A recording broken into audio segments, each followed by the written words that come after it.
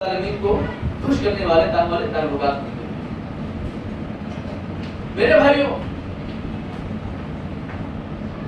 دشمنان اسلام نے کوئی ایسا موقع نہیں چھوڑا ہے جہاں پر وہ مسلمانوں کے اندر پھوٹ ڈال سکے۔ آپ دیکھیں، کبھی زبان کی بنیاد پر وہ فتنے کھڑے کرتے ہیں، رنگ و نسل کی بنیاد پر فتنے کھڑے کرتے ہیں، گاؤں اور خطے کی بنیاد پر فتنے کھڑے کرتے ہیں، ڈسٹرکٹ اور صوبہ کے لیول پر، ملک کے لیول پر لوگ مسلمانوں کے درمیان فتنے کھڑے کر رہے ہیں میرے بھائی۔ اور ہم مسلمان بھی ایسے نادان ہیں کہ ان کے فتنے میں ہم جکڑے چلے جا رہے ہیں،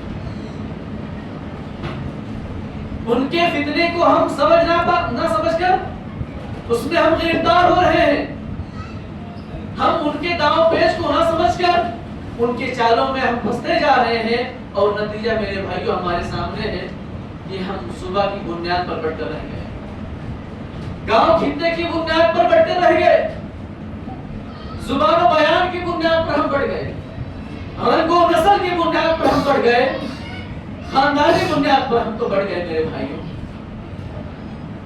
آج کوئی مسلمان ایک دوسرے مسلمان بھائی کے پاس اپنی بیٹی یا بیٹے کا رشتہ بھیجتے، دونوں کا خاندان میچ نہیں ہو رہا ہے، لیکن دونوں ایک دوسرے کے اخلاقیات سے واقف ہیں، راضی ہیں، ایک دوسرے کو پسند کرتے ہیں، دیندار ہیں، لیکن میرے بھائیوں رشتہ کیوں نہیں ہو رہا ہے؟ کیونکہ وہ فلاں خاندان کا ہے اور ہم فلاں خاندان سے بلونگ نہیں کر رہے ہیں۔ یہ دشیسہ کاری میرے بھائیوں کفار کا ہے جو ہمارے درمیان انہوں نے ڈال دیا، اور ہم ناسمجھی میں ان ساری باتوں کو اپنا کر آپسی اختلافات کا شکار ہیں میرے بھائی، آپس میں ہم مختلف ہو گئے ہیں میرے بھائی، ایک دوسرے سے بیر رکھ رہے ہیں میرے بھائی، جبکہ اللہ کی رسول صلی اللہ علیہ وسلم نے فرمایا آدمی رشتے کے معاملے میں اگر دین سے راضی ہو تو وہ دین کو ترجیح دے، فاظفر بذات الدین، اللہ کے نبی صلی اللہ علیہ وسلم نے فرمایا کہ دینداری کو اختیار کرو، لیکن ہمارا معاملہ ایسا نہیں میرے بھائی، ہم تو خاندان کو دیکھیں گے، رنگ و نسل کو دیکھیں گے، جبکہ اللہ رب العالمین نے اس کے بارے میں بیان فرمایا کہ یہ جو ہم نے لوگوں کو خطوں اور قبیلوں میں تقسیم کیا ہے، اس کا مطلب بھید بھاؤ نہیں ہے، ایک دوسرے سے دشمنی رکھنے کے لیے نہیں ہے، بلکہ ہم نے اس لیے ان کو تقسیم کیا ہے تاکہ ہم ان کو جانچ سکیں، ان کو پرکھ سکیں کہ ان میں متقی کون ہے۔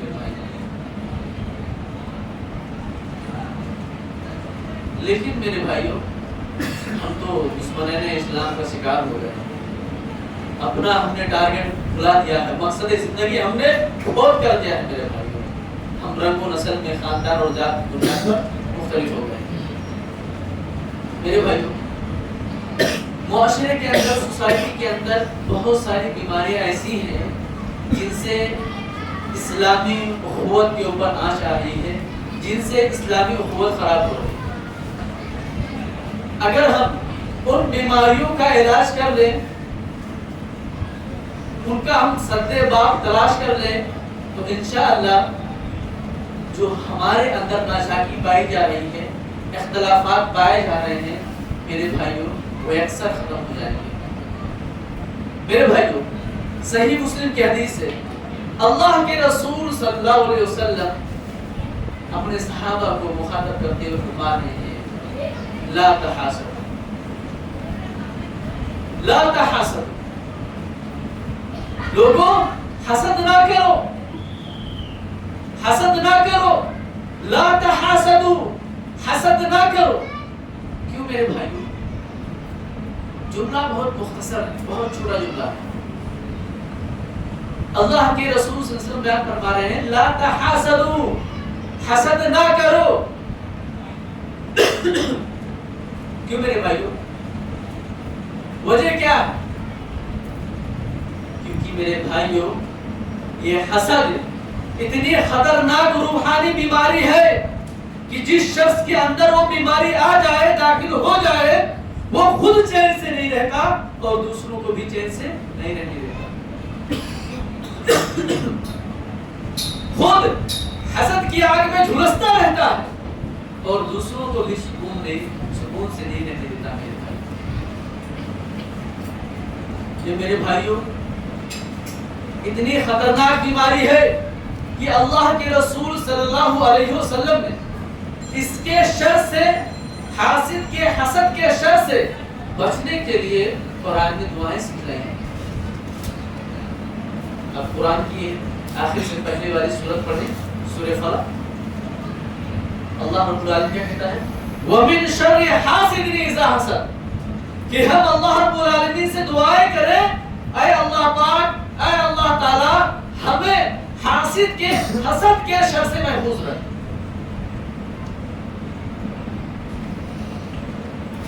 بہت خطرناک بیماری ہے، بہت زیادہ معاشرے کو تباہ و برباد کرنے والی بیماری ہے۔ جس شخص کے اندر حسد پیدا ہو جائے وہ خود چین سے نہیں رہتا ہے اور دوسروں کو بھی نہیں رہتا۔ اسی لیے اللہ کی رسول صلی اللہ علیہ وسلم نے فرمایا کہ جب تم اپنے بھائی کو سر کو برق لباس میں دیکھو، اچھے کپڑے پہنے ہوئے دیکھو، نئے کپڑے پہنے ہوئے دیکھو، تو تم اس سے حسد نہ کرو۔ اسے دیکھ کر تمہارے دل میں تکلیف نہیں ہونی چاہیے۔ جب تم اپنے بھائیوں کو دیکھو کہ وہ خوشباش ہیں، ناز و نعمت میں ہیں، نعمتوں میں ہیں، تو تم انہیں دیکھ کر چھپو نہیں، بلکہ تم ان کے لیے دعائیں کرو۔ اللہ کے رسول صلی اللہ علیہ وسلم نے ہمیں دعائیں سکھلائی کہ ہم جب اپنے بھائی کو اچھے لباس میں دیکھیں، زرد و برق لباس میں دیکھیں، ناز و نعم میں دیکھیں، اس کے لیے ہم دعا کریں۔ البس جدیدہ وعیش حمیدہ وامش شہیدہ، کہ اللہ رب العالمین تجھے نئے نئے اور کپڑے پہنا ہے۔ البس جدیدہ، اللہ رب العالمین میرے بھائی تجھے نئے نئے کپڑے پہنائے، وعیش حمیدہ، اور تجھے ناز و نعم والی زندگی عطا فرمائے، وامش شہیدہ، اور تجھے شہادت والی موت عطا فرمائے۔ یہ میرے بھائیوں نبوی تعلیم ہے ہمارے اور آپ کے لیے کہ جب ہم اپنے بھائیوں کو دیکھیں وہ ناز و نعم میں ہیں، خوشیوں میں ہیں، اللہ رب العالمین نے ان کے یہاں فراوانی کی ہے، ہم ان سے جلے نہ، ان سے ہم بغض نہ رکھیں، ان سے ہم رشتے نہ توڑیں، بلکہ اپنے بھائی کے لیے دعا کریں۔ اور فائدہ کیا ہوگا میرے بھائی؟ جب ہم اپنے بھائی کے لیے دعا کریں گے، اللہ کے فرشتے ہمارے لیے دعا کرنے کے لیے بیٹھیں گے۔ اپنے بھائی کے لیے دعا کریں گے، کائنات کی روحانی مخلوق ہمارے لیے دعائیں کریں گے۔ اللہ کے رسول صلی اللہ علیہ وسلم دوسری وصیت کرتے ہوئے فرماتے ہیں وَلَا تَبَاغَضُوا، ایک دوسرے کے خلاف بغض نہ رکھو۔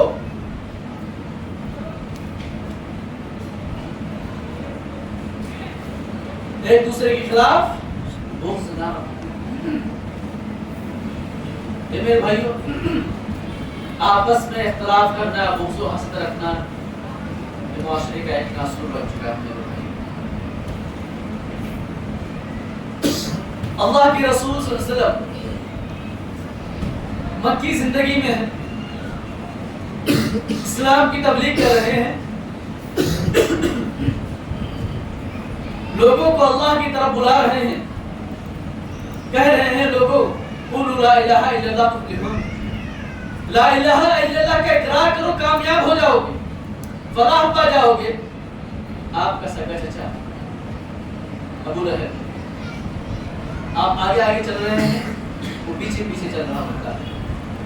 نبی اکرم جناب محمد رسول اللہ صلی اللہ علیہ وسلم توحید کی دعوت دے رہے ہیں، لوگوں کو فلاح کی طرف بلا رہے ہیں، آپ کا سگا چچا ابو لہب لوگوں کو بھڑکا